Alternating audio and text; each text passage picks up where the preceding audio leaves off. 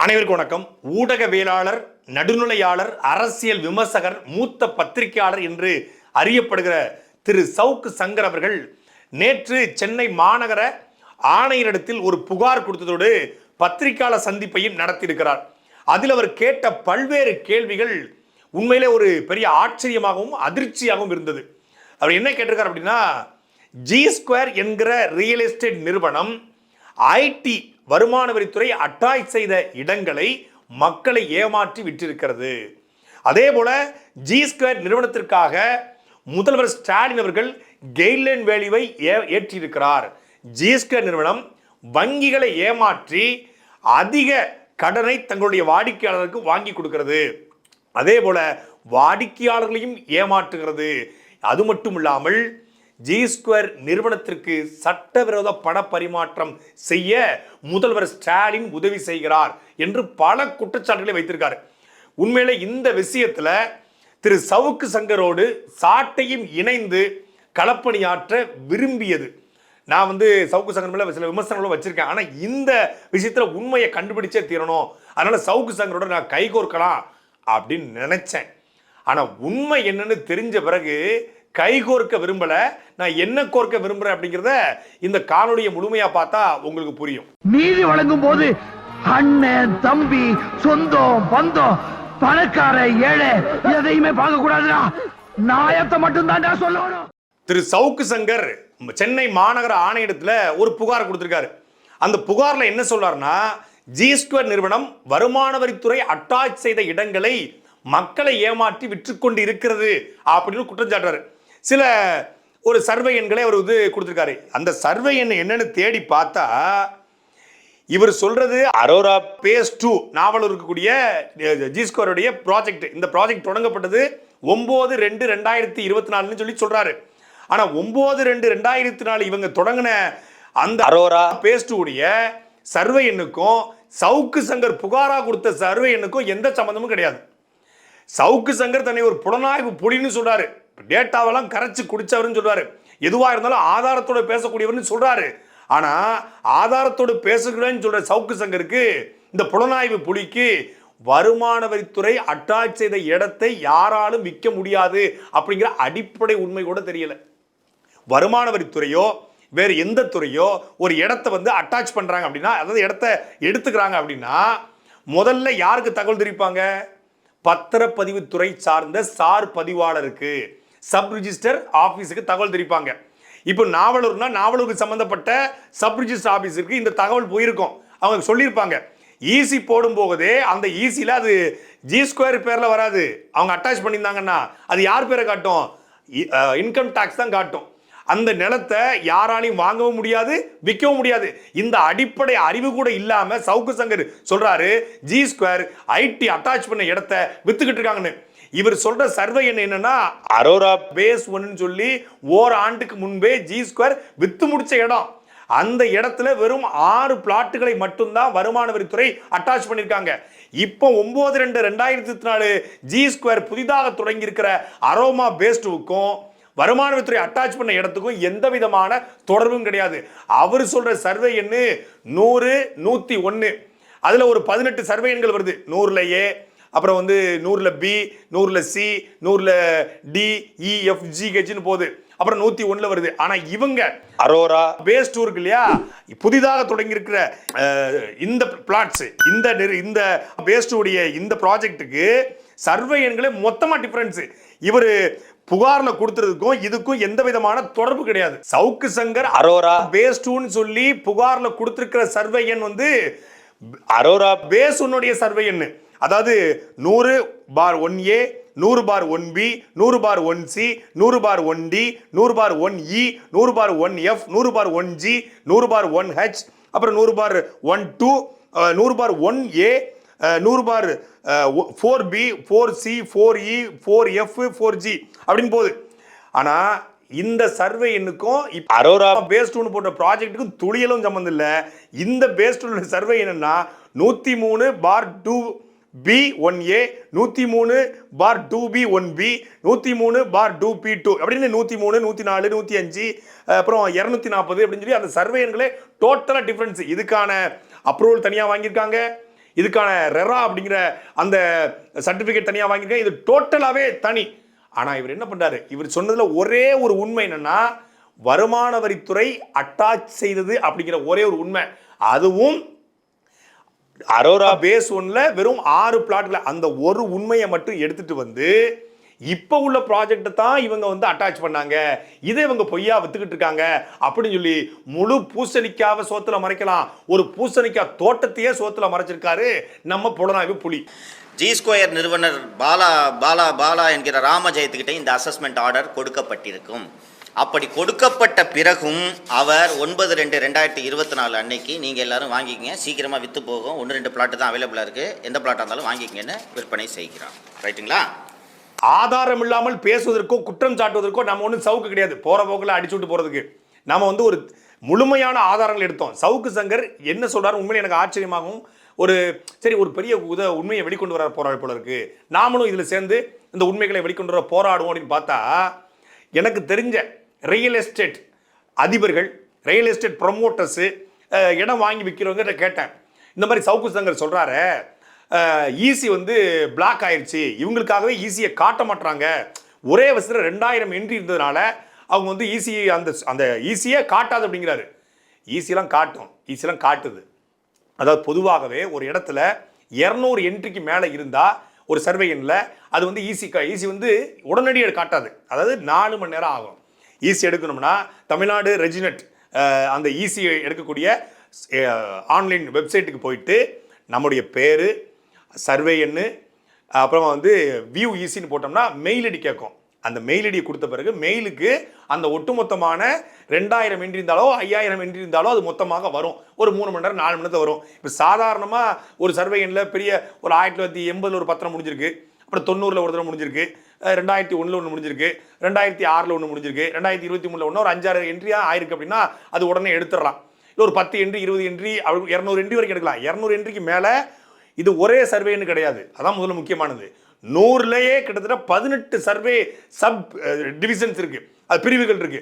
100க்குள்ளேயே வந்து ஒரு 18க்கும் மேற்பட்ட சப் டிவிஷன் இருக்கு. அதுல 18ல கிட்டத்தட்ட 36க்கும் மேற்பட்ட சர்வே எண்கள் வருது. அந்த சர்வே எண்ணை தான் இவர் ஒரே சர்வேங்கிறாரு. இப்போ ஒருத்தருக்கு வந்து ஒரு கோவிந்தராஜ்னு ஒருத்தர் இருக்காரு. அந்த கோவிந்தராஜுக்கு 10 பசங்க இருக்கான். ஒருத்தன் வெங்கடாச்சலம், ஒருத்தன் பேர் புண்ணியமூர்த்தி, ஒருத்தன் பேர் தட்சணாமூர்த்தி, ஒருத்தன் பேர் அருணாச்சலம்னு பல பேர் இருக்கான். இப்போ வந்து கோவிந்தராஜ் மாங்கெல்லாம் வாங்க அப்படின்னு கேட்டால் 10 பேர் மொத்தமாக வருவான். வெங்கடாசலம் வா, அருணாச்சலம் வா, புண்ணியமூர்த்தி வா, தட்சணாமூர்த்தி வானா ஒவ்வொருத்தரும் தனித்தனியாக வருவான். இப்போ இவர் இந்த 100 அப்படின்னு சொல்லி மொத்தமாக கூப்பிடும்போது மொத்த சர்வே இன்னும் மொத்தமாக 2000 என்ட்ரிங்கிறாரு. ஆனால் 2000ங்கிறது மொத்த என்ட்ரி கிடையாது, பல சர்வே எண்கள் இருக்கு இந்த 100க்கு கீழே. எப்படி வந்து கோவிந்தராஜுக்கு 10 பிள்ளைகள் இருக்கோ, அந்த 10க்கும் 10 பிள்ளைகள் இருக்கோ, அதே மாதிரி இவர் வந்து மொத்தமாக 100ன்னு போட்டுக்கிட்டு எனக்கு 2000 என்ட்ரி காட்டுது, 2000 என்ட்ரி காட்டுது. 2000 என்ட்ரி காட்டுவதனால சவுக்கு சங்கருக்கு என்ன பிரச்சனை? ஒரு இடம் அதிக அளவில் கைமாறி இருக்கிறது, அதுக்கு கீழே 18க்கும் மேற்பட்ட சர்வே எண்கள் வேற, அதில் அதிக பேர் வாங்கியிருக்காங்க.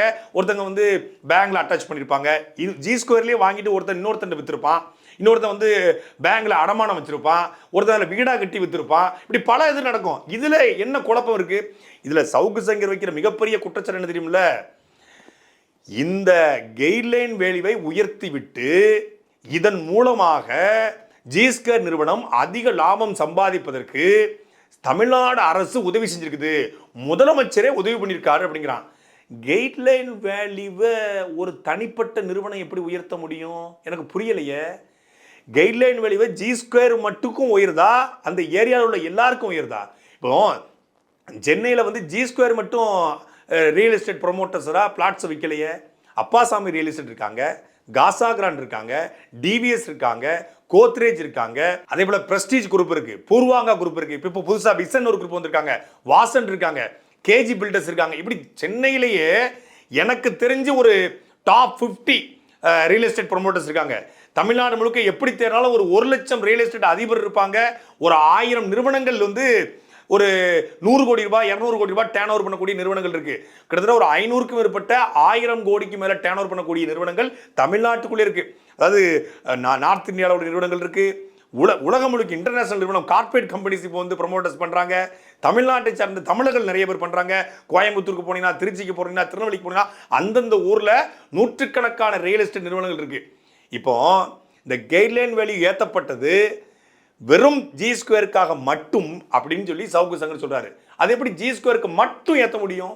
ஒரு கைட்லைன் வேல்யூவை யார் முதல்ல தீர்மானிப்பான்னா, அந்த நிறுவனத்துடைய அதிபரோ இல்லை அரசாங்கமோ இல்லை பத்திரப்பதிவு துறையோ கிடையாது. அந்த இடம் தான் தீர்மானிக்குது, பொருள் தான் தீர்மானிக்குது. இப்போ கோயம்பேடு பேருந்து நிலையம் இருந்துச்சு. இப்போ அந்த இடத்துல கோயம்பேடு பேருந்து நிலையம் இருந்ததுனால அந்த இடத்தினுடைய கைட்லைன் வேல்யூ அதிகரிக்கும்.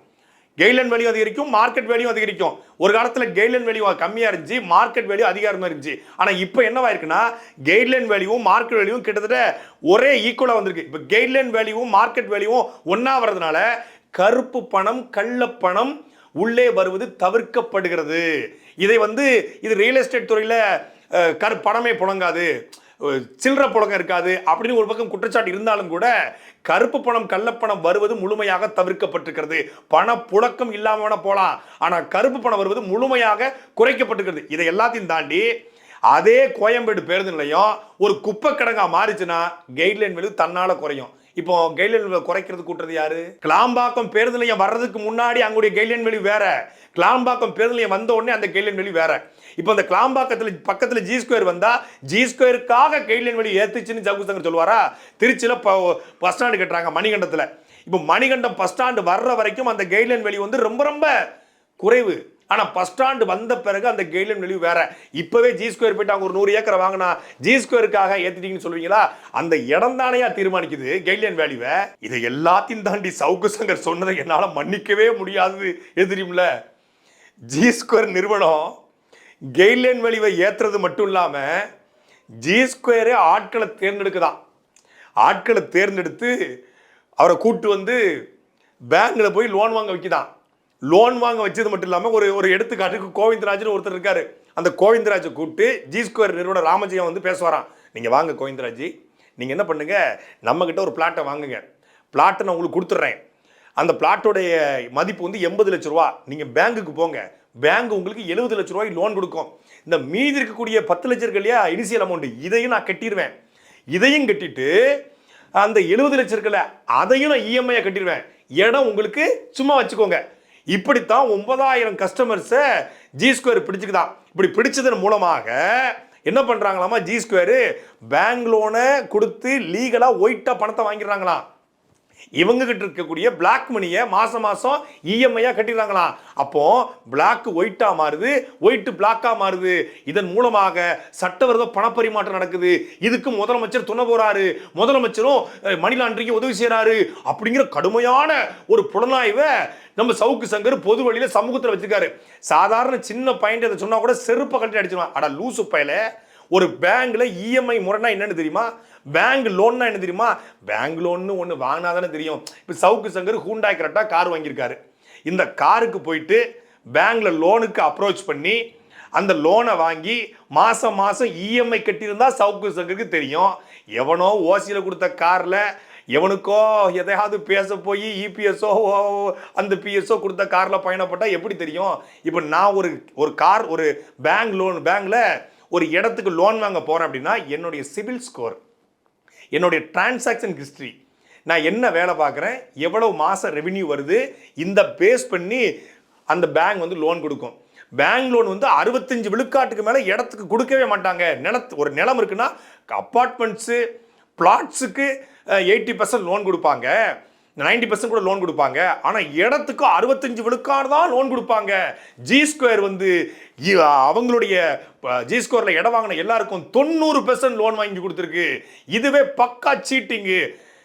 HDFC bank, SBI, ICICI bank, State bank, Indian bank, Indian overseas பேங்க்னு பல்வேறு நிறுவனங்கள்கிட்ட ஜி ஸ்கொயருடைய வாடிக்கையாளர்கள் லோன் வாங்கியிருக்கலாம். எல்லா பேங்கும் ஜி ஸ்கொயருக்கு வேலை செய்தா? எல்லா பேங்குடைய முதலாளிகளும் ஜி ஸ்கொயர் முதலாளிக்கு வேலை செய்கிறாங்களா? ஜி ஸ்கொயர் முதலாளி நான் அவ்வளோ இன்ஃப்ளூயன்ஸான ஆளா? நான் தெரியாமல் இருக்கிறேன். இந்த பேங்க், அதாவது ஜி ஸ்கொயருடைய ஒட்டுமொத்தமான கஸ்டமர்ஸுக்கும் இடத்தையும் கொடுத்து இஎம்ஐயும் கட்டி இனிஷியல் பேமெண்ட்டையும் கட்டுற அளவுக்கு ஜி ஸ்கொயர் பாலா அவ்வளவு நல்லவரா? எப்பா ஜி ஸ்கொயர் பாலா எங்க இருக்காருன்னு தெரியல, எனக்கும் இப்படி ஒரு இடம் வாங்கி கொடுத்தீங்கன்னா இருக்கும். சவுக்கு சங்கர் சொல்ற அந்த ப்ராஜெக்ட்ல எங்களுக்கும் ஒரு இடம் கொடுத்தீங்கன்னா நாங்களும் வீடு கட்டிக்குவோம். ஏன்னா ரொம்ப ஈஸியா இருக்கு. இது லோனையும் அவர் வாங்கி கொடுத்துருவாரு, இஎம்ஐயும் மாசம் மாசம் கட்டிடுவாரு, இனிஷியல் பேமெண்ட்டையும் கொடுத்துருவாரு, இடத்த மட்டும் நம்மகிட்ட கொடுத்து வரான். இதுல என்ன லாபம்னு எனக்கு புரியலையே. நீ எதுவும் காசு கொடுக்கறனா போய் நீங்கள் பேங்க்கில் லோன் வாங்க, பேங்க்கில் துட்டு தருவாங்கன்னு நான் சொல்கிறேன். நீங்கள் போய் பேங்க்கில் போன உடனே ஒரு பிளாட்டுக்கு 9 லட்ச ரூபா லோன் தந்துடுறாங்க. லேண்டு உங்கள் பேரில் ரிஜிஸ்டர் பண்ணிடுவேன். இஎம்ஐ கட்டணும்ல, நீங்கள் இஎம்ஐ நான் கட்டிக்கிறேன்.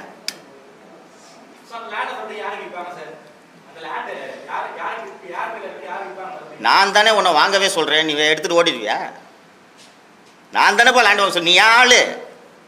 நான் எனக்கு தெரிஞ்ச வங்கி மேலாளர்கிட்ட லோன் செக்ஷன் இருக்கக்கூடிய அந்த எக்ஸிக்யூட்டிவ்கிட்ட ஃபோன் பண்ணி கேட்டேன். பொதுவாக ஒரு இடம், ஒரு நிலம் வாங்குவதற்கு நீங்கள் வந்து எவ்வளோ லோன் கொடுப்பீங்க? நிலத்துக்கான லோனுனா வெறும் நிலத்துக்கான லோன் மட்டும் கிடையாது, அதான் முக்கியமானது. நிலத்திற்கும் வீடு கட்டுறதுக்கும் சேர்த்து தான் லோனு. சவுக்கு சங்கர் அந்த உண்மை கூட தெரியாமல் பேசுறாரு. இப்போ ஒரு இடத்துக்கு வாங்கினா இடத்துக்கு மட்டும் லோன் தர மாட்டாங்க, லேண்ட் ப்ளஸ் கன்ஸ்ட்ரக்ஷன் ரெண்டுக்கும் சேர்த்து தான் லோன் கட்டுவாங்க. ஆனால் 3 ஆண்டுக்குள்ளே கன்ஸ்ட்ரக்ஷனை கட்டணும். அந்த அந்த அமௌண்ட்டை வந்து அவங்க வச்சிருப்பாங்க. கன்ஸ்ட்ரக்ஷனை கட்டும்போது அந்த அமௌண்ட்டை அவங்க வந்து ரிலீஸ் பண்ணுவாங்க. முதல்ல இடத்துக்கான அமௌண்ட்டை கொடுப்பாங்க. இப்போ இடத்துடைய வேல்யூ 40 லட்சம் அப்படின்னா 50 லட்சம் அப்படின்னா 80% வரைக்கும் வங்கிகள் லோன் கொடுக்கறது. 3200 ஸ்கொயர் ஃபீட் வந்து கைட்லைன் வேல்யூ 40 லட்சம். ஆமா, 40 லட்சத்துக்கு ரிஜிஸ்ட்ரேஷன் பண்றீங்க. ஆமா, அப்பனா 40 லட்சமே பண்ணலாம் சார், ஒன்றும் பிரச்சனை இல்லை. 40 லட்சம் நமக்கு எத்தனை பெர்சன்டேஜ் வரும்?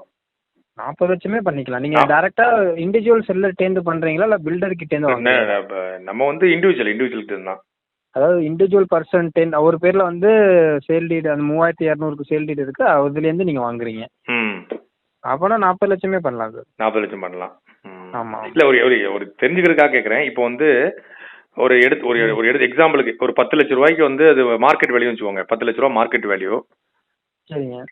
நமக்கு வந்து எவ்வளவு லோன் தருவீங்க? நல்ல டிரான்சாக்ஷன் நல்லா இருக்கு, மாசம் ஒரு 2 லட்ச ரூபா எனக்கு டிரான்சாக்ஷன், 1 லட்ச ரூபா டிரான்சாக்ஷன் இருக்கு. சார் என்ன கான்செப்ட்னா மார்க்கெட் வேல்யூல இருந்து நம்ம ரிஜிஸ்ட்ரேஷன் வந்து நீங்க கைட்லைன் வேல்யூ, அதாவது மார்க்கெட் வேல்யூல இருந்து 70% வரைக்கும் ஃபண்டிங் பண்ணலாம் சார். மார்க்கெட் வேல்யூல 70 லட்சம். 70%. 70%. ஓகே. ஆமா, அந்த 70% ஆஃப் அமௌண்ட் இப்போ நீங்க 7 லட்ச ரூபா வருது இல்ல, 70% வந்து. ஆமா. அந்த 7 லட்ச ரூபாய்க்கு நீங்க ரிஜிஸ்ட்ரேஷன் பண்ணீங்கன்னா அந்த 100% வந்து நான் ஃபண்டிங் கொடுத்துருவேன். நான் ரிஜிஸ்ட்ரேஷன் காஸ்ட்ல இருந்து சம் பர்சன்டேஜ்ங்கிறது கிடையாது. மார்க்கெட் வேல்யூல இருந்து 70%, அந்த 70% ஆஃப் அமௌண்ட்டுக்கு ரிஜிஸ்ட்ரேஷன் பண்ணா 100% ஃபண்டிங் கொடுத்துருவேன் நான். ஓகே பிரதர், சரி ஐடியாக்காக தான் கேட்டேன். Okay, thank you. அவ்வளோதான். தேங்க்யூ. சவுக்கு சங்கர் சொல்றாரு 65% தான் கொடுக்குது, 65%க்கு மேல எந்த வங்கியும் கொடுக்காது அப்படின்னு சொல்றாரு. லோனுக்கு முன்ன பின்ன பேங்குக்கு போயிருந்தா தானே தெரியும், காசுக்கு கொடுத்து லோன் வாங்கினா இஎம்ஐ கட்டினா தானே தெரியும். இன்றைக்கு காலையில் இருக்கக்கூடிய முக்கியமான பத்திரிகையுடைய செய்தி, பாசியம் கன்ஸ்ட்ரக்ஷன், கோகுல் கன்ஸ்ட்ரக்ஷன், இப்படி சென்னையில் முக்கியமான நிறைய கன்ஸ்ட்ரக்ஷன் இருக்கு. இவங்க முழு பக்கத்துக்கு விளம்பரம் கொடுத்துருக்காங்க. பாசியம்ங்கிறது சென்னையினுடைய மிக முக்கியமான கன்ஸ்ட்ரக்ஷன். ஜி ஸ்கொயர் போலவே காசா கிராண்டு, அப்பாசாமி ரியல் எஸ்டேட், இதுக்கு இணையான ஒரு முக்கியமான கன்ஸ்ட்ரக்ஷன் பாசியம். இவங்க பிளாட்ஸும் விற்கிறாங்க, இடமும் விற்கிறாங்க, நிலமும் விற்கிறாங்க. இந்த பாசியம் கன்ஸ்ட்ரக்ஷன் 80% 80 விழுக்காடு நாங்கள் வங்கியில் லோன் வாங்கி தருவோம் சொல்லி கொடுக்குறாங்களே. ஜி ஸ்கொயர் மட்டும்தான் 80% 90% லோன் வாங்கி கொடுக்குன்னு நீங்கள் சொல்கிறீங்க. எல்லா பேங்க் வெப்சைட்லையும் போய் பார்த்தா 80 விழுக்காடு நாங்கள் வங்கியில் லோன் தருவோன்னு சொல்கிறாங்க. 50 லட்ச ரூபா சொத்துடைய மதிப்பு இருந்தால் 40 லட்ச ரூபா தர்றாங்க. 1 கோடி ரூபாய் சொத்து மதிப்பு இருந்தால் 80 லட்சம் தர்றாங்க. ஆனால் சவுக்கு சங்கர் திட்டமிட்டு, அவருக்கு தெரியும், அவருக்கு தெரியாமல்ல, திட்டமிட்டு ஒரு பொய்யை பரப்புறாரு. உங்களுக்கு ஒரு வருமானம் வரும், ஆனால் வீட்டு மனைகள் எந்த வருமானத்தையும் ஈட்டி தராது. அதனால் வங்கிகள் எப்போதுமே வீட்டு மனை வாங்குவதற்கு 60% மேல், அதிகபட்சம் 65% தருவாங்க. 60% மேல் எந்த வங்கியும் வீட்டு மனை வாங்க வீட்டு கடன் தராது. லோனை ஒன்று சும்மா தூக்கி கொடுத்துட மாட்டாங்க. வங்கியில் வந்து லோன் அப்ரைசர் அப்படின்னு ஒருத்தர் இருப்பார். அதாவது கைட்லைன் வேல்யூ வந்து சில இடங்களில் வந்து ஒரு 50 லட்சம் இருக்கும், ஆனால் மார்க்கெட் வேல்யூ வந்து டபுள் மடங்கு கூட இருக்கும், ட்ரிபிள் மடங்கு கூட இருக்கும். அப்போ மார்க்கெட் வேல்யூக்கு தான் இங்கே வங்கிகளில் லோன் வழங்கப்படுது. மார்க்கெட் வேல்யூனா அந்த லோன் அப்ரைசர்கிட்ட, இப்போ ஒரு பேங்க்ல வந்து ஒரு முத்தூட்டோ இல்லை ஒரு ஜிஆர்டிக்கோ நம்ம வந்து நகை எடுக்க போறோம்னா அங்கே கோல்டுக்கு ஒரு அப்ரைசர் இருப்பார், நகை மதிப்பீட்டாளர். அவர் அந்த நகையை மதிப்பிடுவார், மதிப்பிட்டு ஒரு ரசீது கொடுப்பாரு. அதன் அடிப்படையில் தான் அங்கே வந்து நம்ம அந்த நகையை விற்க முடியும், இல்லை அடகு வைக்க முடியும். அதே மாதிரி இங்க பேங்க்ல லோன் லேண்ட் அப்ரைசர்னு ஒருத்தர் இருக்காரு, நில மதிப்பீட்டாளர். அவர் அந்த நிலத்தை மதிப்பிடுவார். நிலத்தை மதிப்பிட்டு அந்த நிலத்துடைய மார்க்கெட் வேல்யூ எவ்வளவு, அதன் அடிப்படையிலையும் நீங்கள் வங்கியில் வெறும் கிரவுண்ட் வேல்யூ கைட்லைன் வேல்யூக்கு மட்டும் லோன் தரதில்லை, மார்க்கெட் வேல்யூ மதிப்பிலையும் இங்கே லோன்கள் வழங்கப்படுகிறது என்பதால் யதார்த்தமான உண்மை. அந்த உண்மை நம்ம புலனாய்வு குழுவுக்கு தெரியல, தெரிஞ்சும் போய் சொல்லுது. இது போன்ற கடன்களை எந்த வங்கியும் தராது.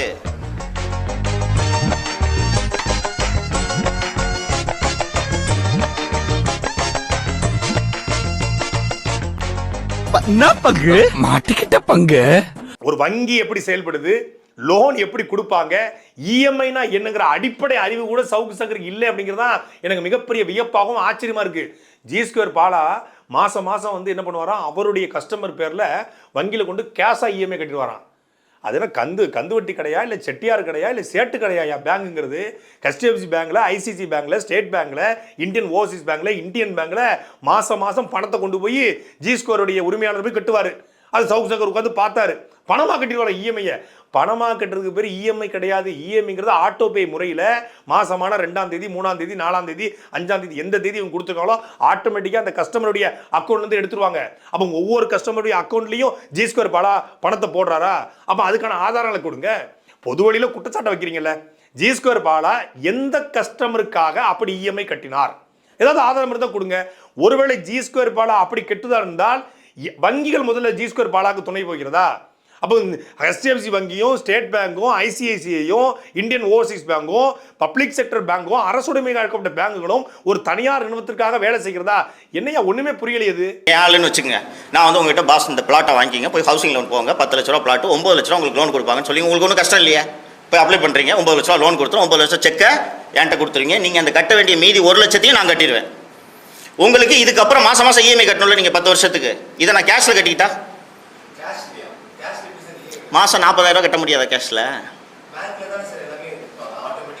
இஎம்ஐ பேங்க்ல ஒரு இன்ஸ்டால்மெண்ட். சவுக்கு சங்கர் நேத்து வைத்த குற்றச்சாட்டுல அந்த 6 பிளாட்டை வருமான வரித்துறை அட்டாச் பண்ணிருக்காங்க என்கிற அதை தவிர்த்து விட்டு சொன்னது அத்தனையும் பொய் என்பதற்கான அடிப்படை என்ன தெரியுமில்ல? ஊடகவியலாளர்கள் கேள்வி கேட்ட உடனே பத்திரிகையாளரை பார்த்து இவர் ஊடகவியலாளர் கிடையாது, இவர் ஊடால வந்தவர். அவன் உண்மையிலே ஜேர்னலிசம் படித்து விட்டு உண்மையிலே ஊடகத்தில் பணி செய்யக்கூடிய ஊடகவியலாளர்கள் வந்து கேள்வி கேட்குறாங்க. ஜி2 மட்டும் கேள்வி கேட்குறீங்களே, ஏன் காசா கிராண்டை கேட்கல? சென்னையில் எத்தனையோ ரியல் எஸ்டேட் இருக்கு, அதையே நீங்கள் கேள்வி கேட்கல? காசா கிராண்டை எதிர்த்து பல்வேறு போராட்டங்களே நடந்திருக்கிறது, காசா கிராண்ட முறைகேடுகள் எதிர்த்து. அந்த காசா கிராண்ட் குறித்து தொடர்ச்சியாக பேசியவர் யார் தெரியுமில்ல? சவுக்கு சங்கர்.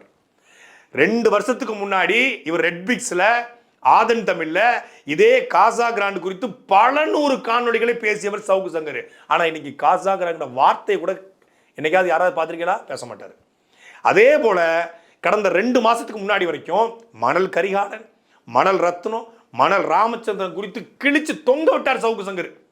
அப்பா இப்ப தமிழ்நாட்டில் மணல் மாஃபியாவே சவுக்கு சங்கர் ஒழிச்சு வர போல இருக்க, ஆத்து மண்ண எல்லாம் அப்படியே சவுக்கு சங்கர் கண்ணு செவந்து கண்ணு துடிச்சு கரண்ட் பாக்ஸ் வெடிச்சிடும் போல இருக்க விஜயகாந்த் மாதிரி அப்படின்னு நினைச்சா அவங்கள வந்து ஒரு கார்னர் பண்ணி ஒரு இடம் வரைக்கும் கொண்டு போறது, ஈடி ரைடு வர வைக்கிறது, அவங்களுடைய ஹோட்டலை பத்தி பேசுறது, 15,000 கோடி ஊழலை பத்தி பேசுறது, நம்ம மண்ணள்ளி விற்கிறாங்க அப்படி இப்படின்னு கொண்டு அடிச்சு நிப்பாட்டி ஒரு கட்டத்துக்கு மேலே சவுக்கு சங்கர் கரிகாலனை பற்றி பேசுறதே இல்லை.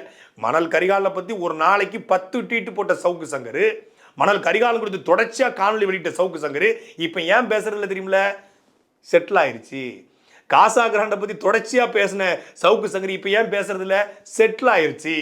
ஜி2 பற்றி ஏன் தொடர்ச்சியாக பேசுறாரு? செட்டில் ஆகலை, செட்டில் பண்ண முடியாதுங்கிறாரு. இதுவரைக்கும் சவுக்கு சங்கர் தமிழ்நாட்டில் எத்தனையோ பேரை எதிர்த்து தொடர்ச்சியாக பேசி அவர்கள் யாருமே இவர் மீது வழக்கு தொடுக்கலை, யாருமே இவர் மீது ஒரு புகார் கூட கொடுக்கல. புகார் கூட கொடுக்க பயப்படுறாங்க. எதையாவது பேசிட்டு இருப்பான்பா, நம்ம நிம்மதியை கெடுப்பான்பா, சும்மா பொய்யாவது பேசியாவது குழப்பத்தை உருவாக்குவான்ப்பா, அதனால வேணாம்ப்பா அப்படின்னு சொல்லி இந்த நாயை பார்த்துட்டா ஒதுங்கி போவாங்கல்ல, நல்ல கோயிலுக்கு போயிட்டு நல்ல சாமி கும்பிட்டு பட்டை கட்டெல்லாம் போட்டு போவாங்க. திடீர்னு ஒரு பன்னி வந்து சாக்கிலேருந்து இருந்துச்சு வரும், இந்த பன்னி வந்து நம்ம மேலே பற்றக்கூடாது, நம்ம குளிச்சு நீட்டாக போயிட்டு இருக்கோம், அது பன்னி, அதுவும் சாக்கடை பண்ணி அப்படின்னு சொல்லி ஒதுங்கி போவாங்க. அந்த பன்னின்னு நினைக்கும்னா நமக்கு பயந்துட்டான் அப்படின்னு நினைச்சு பன்னி குசியாக இருக்கும். ஆனால் நம்ம தூய்மையாக இருக்கும், திருநீர் அணிஞ்சிருக்கிறோம், கோயிலுக்கு போயிட்டு இருக்கிறோம், பண்ணி கூட போய் சண்டை போடுறதா, அது பாட்டை குறைச்சிட்டு போட்டு கத்திட்டு போச்சு ஒதுங்கி போவாங்க. அது மாதிரி பல பேர் ஒதுங்கி போனதை பெருமையாக எடுத்துட்டு பார்த்தீங்களா, என்னை பார்த்து பயந்துட்டாங்க, நான் புலனாய்வு புலி, நான் வீர புலி, சூர புலி அப்படின்னு கம்பு சுற்றி தெரிஞ்சாரு. இந்த வீரப்புலி சூரப்புலியை எதிர்த்து முதல்ல தமிழ்நாட்டில் புகார் கொடுத்து நீதிமன்றத்தில் மன்னிப்பு கேட்க வச்சு மண்டியிட வச்சு நான் பேசுனது தப்பு தான், நான் இனிமேல் பேச மாட்டேன், நான் வந்து பொது மன்னிப்பு கேட்டுக்கிறேன், நீதிமன்றத்தை மன்னிப்பு கேட்கிறேன்னு சொல்லி நீதிமன்றத்தில் மண்டிட்டு பம்முன சூரப்புலி வீரப்புலி வெளியே வந்தோடனே நான் ஜி ஸ்கொயரை விட மாட்டேன், நான் வச்சு செய்வேன், நான் புரட்டிடுவேன் அப்படிங்கிறாரு. இந்த காசா கிராண்டு போன்ற நிறுவனங்கள்கிட்ட பணம் வாங்கி கொண்டு அந்த நிறுவனங்களுக்கு ஆதரவாக வெளிப்படையாக செயல்பட முடியாமல் ஜி ஸ்கொயர் போன்ற நிறுவனங்களை அடிக்கிற பொழுது அவங்க இன்னும் கொஞ்சம் பணம் கொடுப்பாங்க, ஜி ஸ்கொயர் கீழே விழும், இல்லை ஜி ஸ்கொயர் செட்டில்மெண்ட் பேசுங்கிற நம்பிக்கையில தான் தொடர்ச்சியா பேசாரு. ஜி ஸ்கொயர் நமக்கு சித்தப்பா மகனும் கிடையாது, பெரியப்பா மகனும் கிடையாது, நமக்கு அத்தை மகனும் கிடையாது, அவரை ஆதரிக்க வேண்டிய அவசியமும் நமக்கு கிடையாது. ஆனா உண்மை இருந்தா யார் கூடமும் நிக்கலாம், பொய் இருந்தா எவன் கூடயும் எதுக்கணும். நமக்கு வந்து சரியானவனுக்கு சரியானவற்றை விட்டு கொடுப்பதும் தவறு, தவறானவனுக்கு முட்டு கொடுப்பதும் தவறு. சவுக்கு சங்கர் மீது எனக்கு தனிப்பட்ட முறையில் எந்த வன்மமும் கிடையாது. ஆனா சவுக்கு சங்கருக்கு எல்லார் மேலேயும் தனிப்பட்ட வன்மம் மட்டுமே இருக்கு. சவுக்கு சங்கர்ட்ட உண்மை நேர்மை இருந்தா பத்திரிகையாளர் கேள்விக்கு பதில் சொல்லிருக்கலாம்ல. பத்திரிகையாளர் எந்த பத்திரிக்கை, என்ன நீங்க என்ன பத்திரிக்கை, வா போ. பத்திரிகையாளரை பார்த்து ஒருமையில பேசுவதற்கு சவுக்கு சங்கருக்கு என்ன முதல்ல தகுதி இருக்கிறது, என்ன அருகதை இருக்கிறது? உங்களை பார்த்து யாராவது ஒருமையில பேசினா கோபம் கொண்டு பேசுகிற சவுக்கு சங்கர், புதுக்கோட்டை அப்துல்லா வந்து ஏதோ ஆபாசமா பேசுன்னு சொல்லி அவரை அவ்வளவு இழிவாக பேசின சவுக்கு சங்கர் நேற்று பத்திரிகையாளர் கேட்குறீங்க, நீ யாரு, நீ எது கேட்கிற, நீ வாப்போன்னு பத்திரிகையாளரை பத்தி பேசுவதற்கு உங்களுக்கு என்ன தகுதி இருக்கிறது? சவுக்கு சங்கர் பேசுவது அப்பட்டமான பொய் என்பதற்கான காரணம் என்ன தெரியுமா? கடந்த வாரம் என்ஐஏ விசாரணை வந்ததற்கும் எங்களுக்கும் எந்த விதமான தொடர்பும் கிடையாது. யாரோ ஒருத்தர் ஒரு தகவலை கொடுத்துருக்காங்க, அந்த தகவல் அடிப்படையில் எங்களை வந்து விசாரிச்சாங்க, வீட்டில் ரைடு போனாங்க, முழுமையாக சோதனை போட்டாங்க, சாட்டையோட காரணம் கேட்டாங்க, போனோம், முடிஞ்சு போச்சு. ஆனால் சவுக்கு சங்கர் சொல்றாரு, லண்டனை சார்ந்த விடுதலை புலிகளுடைய உளவு பிரிவினுடைய முக்கிய தலைவரோடு சாட்டை துரைமுருகன் 2 ஆண்டு காலமாக பேசிக்கொண்டிருந்த வாட்ஸ்அப் உரையாடல்களை முழுமையாக என்ஐஏ எடுத்து விட்டது. அது எனக்கு நல்லா தெரியும். நீ பாத்தியடா பக்கத்தில் உட்காந்து அப்படின்னு கேட்டால் எப்படி இருக்கும்? 2 வருஷத்துல 1.5 வருஷம் நான் ஜெயிலில் இருந்திருக்கேன். நான் ஜெயிலேருந்து வந்து 1 வருஷம் தான் ஆச்சு. ஆனால் அந்த லூஸ் சொல்லுது 2 வருஷமா உட்காந்து நான் வந்து விடுதலை புலிகளுடைய உளவு பிரிவு தலைவரோட பேசிக்கிட்டு இருந்தேன். நான் பேசும்போது என் பக்கத்தில் உட்காந்து எனக்கு பால் ஊற்றி கொடுத்துருந்தார் சவுக்கு சங்கர். கொஞ்சம் இருங்க, நான் முடிச்சிடறேன். அவர் கேட்டால் பதில் சொல்ல. ஏன் அவசரப்படுங்க? எந்த மீடியா நீங்க? எந்த யார் இருங்க, நான் பதில் சொல்றேங்க.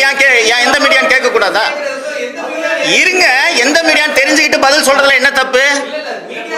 கேட்பேன், நான் கேட்பேன்.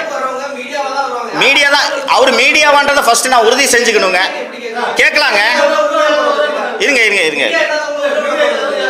இல்ல இருக்கட்டும் சார் அவர் மீடியாவான்னு கேள்விக்கு போங்க. மீடியா எந்த மீடியான்னு கேட்டு பதில் சொல்றதுல தப்பு இல்லை. உனக்கு பதில் சொல்ல முடியாதுன்னு சொன்னேன்னா அப்புறம் என்ன? இருங்க நீங்க கேள்வி இருங்க. கேட்டதுனால தாங்க கேட்கிறேன். அவர் என்ன சவுக்கு சங்கருடைய போலி முகத்திரையை நான் கிழிச்சு எறிஞ்சேன். எல்லாரும் சவுக்கு சங்கரை போய் எதுக்கு பேசணும், அவன் கணக்கன் சபத்து பையன், அவன் ஒரு எச்சக்கடை பையன், அவனை போய் நீங்க பேசுறீங்கன்னு கேட்டாங்க. இருந்துட்டு போட்டோம், எவ்வளவு பெரிய கொம்பனா இருக்கட்டும், சூராதி சூரனா இருக்கட்டும், உண்மை ஏன்ட்ட இருக்கு, நேர்மை ஏன்ட்ட இருக்கு. நான் பேசுறேன். 2019 எடப்பாடி பழனிசாமி காலத்துல ஜி ஸ்கொயர் விட்ட நிறுவனம் வந்து அந்த அசன்டாஸ்க்கு இடத்த வைக்கிறாங்க. அந்த அசன்டாஸ் வந்து கேபிட்டல் அண்ட் அசன்டாஸை கேபிட்டல் அண்ட் வாங்கிருது. அதுல முதலமைச்சர் ஸ்டாலின் போயிட்டு ஒரு ஐடி பார்க்க திறக்கிறாரு. உடனே சவுக்கு சங்கர் சொல்றாரு, இந்த நிறுவனம் தொடங்கப்பட்டதுக்கு காரணமே ஜி ஸ்கொயருக்கு இடத்த கொடுக்கறதுக்கு தான். ஜி ஸ்கொயர்ட்ட இருந்து கேபிட்டல் அண்டுக்கு இடத்த வாங்கி அதுல 120 கோடி ரூபாய்க்கு மேல முறைகேடு நடந்துக்குன்னு சொல்லி சமீபத்தில் திறக்கப்பட்ட அந்த கேபிட்டல் அண்ட் ஐடி பார்க் குறித்து பேசினாரு. அது கிடையாது, அது அப்பட்டமான பொய்.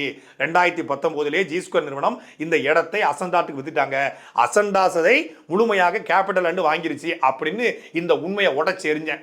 உடனே ட்விட்டையும் டெலிட் பண்ணிட்டு நீதிமன்றத்தில் மன்னிப்பு கேட்டுட்டு ஆதந்தமிழ் வீடியோவும் டெலிட் பண்ணாரு.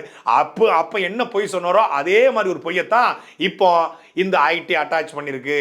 கைட்லைன் வேல்யூ ஏறி போச்சு, ஜி ஸ்கொயர் வந்து லோன்ல ஏமாத்துது, இஎம்ஐல ஏமாத்துது. எதுலையாவது நம்புற மாதிரி ஏதாவது ஒரு உண்மை இருக்கா? ஆனா நம்புற மாதிரியே பேசுற திறமை இருக்கு உங்ககிட்ட. குற்றம் சுமத்துகிறேன், இதுதான் ப்ரூஃப்னு நான் சொல்றேன். இந்த வங்கிகள் இதை அமலாக்கத்துறை விசாரிக்க வேண்டும் என்று நான் சொல்லுகிறேன். அது ஒண்ணு இல்ல, கீழே போட்டு. சவுக்கு சங்கர் அவர்கள் எல்லாத்துக்கும் ஸ்டோரி பண்றேன் பாரு. நீங்க பண்றது எல்லாமே ஸ்டோரி தான் பிரதர், எல்லாமே கதை தான். அதாவது உண்மைன்னா நான் உண்மையை வெளிக்கொண்டு வந்திருக்கிறேன். முதலமைச்சர் ஸ்டாலின் மீது குற்றச்சாட்டு வைத்திருக்கிறேன்.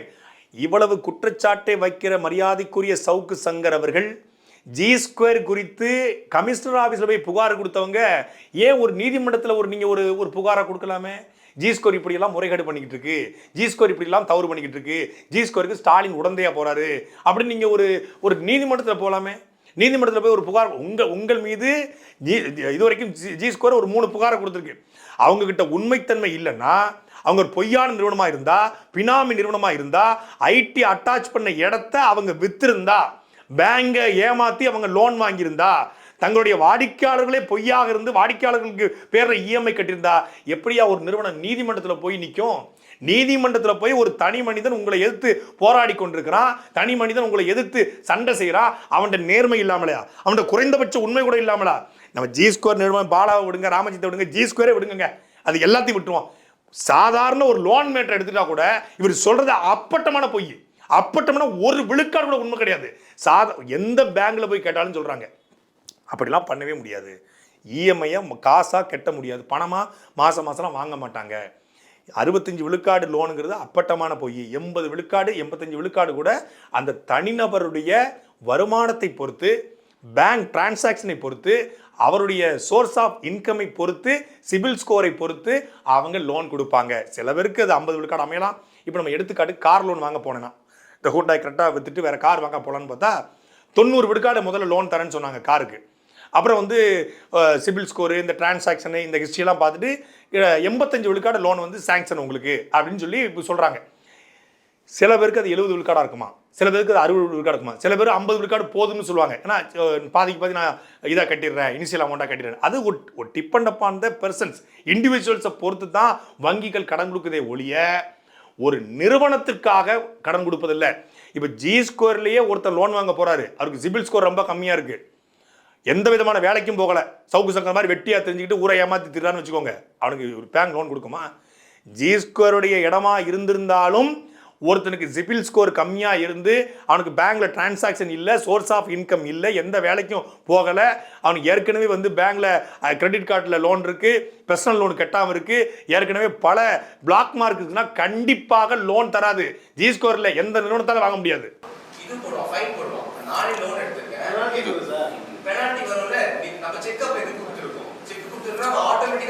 ஏங்க இஎம்ஐ லோனோட இஎம்ஐக்கு போஸ்ட் டேட்டட் செக்ஸ் எல்லாம் வாங்குறது இல்லைங்க, எப்படி பண்றாங்க?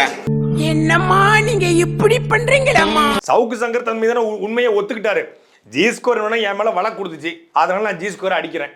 அதாவது சொல்லிட்டு செய்யறது உண்மையிலே ஒரு பெரிய துணிச்சல் தான். அதை நான் உண்மையிலே சவுக்கு சங்கரை பாராட்டுறேன். என்னன்னா ஜி ஸ்கோர் தன் மீது வழக்கு கொடுத்ததுனால, நீதிமன்றத்தில் மண்டியிட வச்சதுனால, யாருமே நம்ம மேல புகார் கொடுக்காத நேரத்தில் ஜி ஸ்கோர் புகார் கொடுக்க வச்சிருச்சே, நீதிமன்றத்தில் போய் நம்ம அவமானப்பட்டோமே, நீதிபதி ஓப்பன் கோர்ட்டில் நம்மளை அசிங்கப்படுத்திட்டாரு அப்படிங்கிற ஒரே ஒரு காழ்ப்புணர்ச்சியில் எதையாவது ஒன்று செய்யணும் அப்படிங்கிறதுக்காக தொடர்ச்சியாகவே, இப்போ இல்லை 2019 தொடர்ச்சியாக 2021 தொடர்ச்சியாகவே ஜி ஸ்கொயர் குறித்து பேசிகிட்டே இருக்காரு.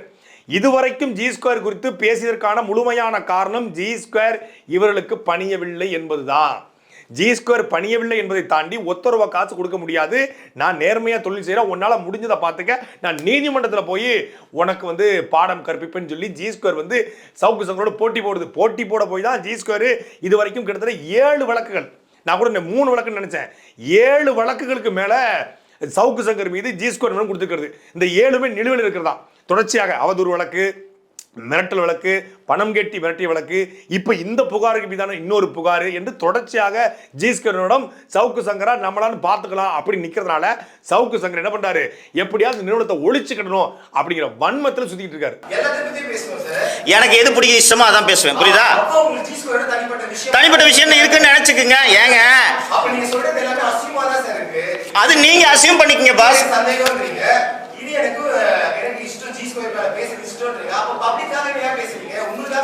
சரி, எனக்கா பேசுறேன்னு வச்சு 1 மணி நேர பத்திரிகையாளர் சந்திப்புல சவுக்கு சங்கருடைய முதன்மையான குற்றச்சாட்டு என்னன்னா, ஜி ஸ்கோர் என்னிடத்துல இடம் வாங்கி இருக்கிற 10,000 பேர்ல 9,000 பேர் ஜி ஸ்கோருடைய பினாமி. இந்த பினாமிகளுக்கு இவங்களே வந்து இடத்தை கொடுத்து லோனும் வாங்கி கொடுத்து இனிஷியல் பேமெண்ட்டும் கட்டி இஎம்ஐயும் கட்டுறாங்க.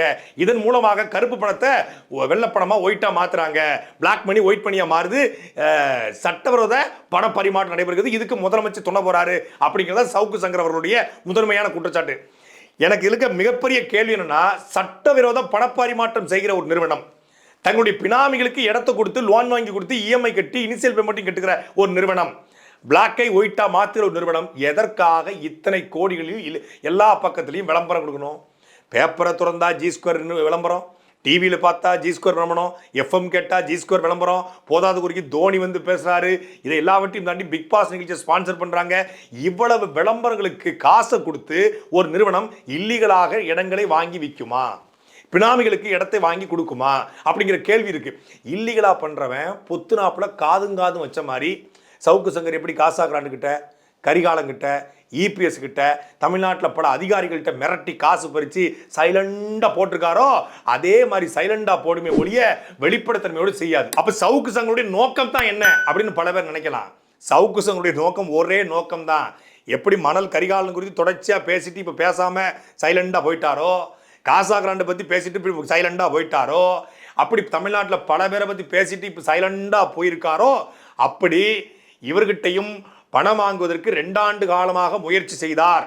2 ஆண்டு காலமாக எங்களை மிரட்டார்னு சொல்லி இன்றைக்கு கமிஷனர் அலுவலகத்தில் G2 சார்பாக ஒரு புகாரை கொடுத்துருக்காங்க. இவர் நேற்று கொடுக்குறாருன்னா அதுக்கு அடுத்த நாள் இவங்க ஒரு புகாரை கொடுக்குறாங்க. 2 ஆண்டு காலமாக G2 நிறுவனத்தை மிரட்டி பணம் பறிப்பதற்காக சவுக்கு சங்கர் திட்டமிட்டு எங்கள் மீது பொய் பரப்பி கொண்டிருக்கிறார். ஆகவே இவர் சொன்ன எந்த விதமான குற்றச்சாட்டிலையும் உண்மை கிடையாது, அவர் மீது நடவடிக்கை எடுக்க வேண்டும் என்று புகார் கொடுத்துருக்காங்க.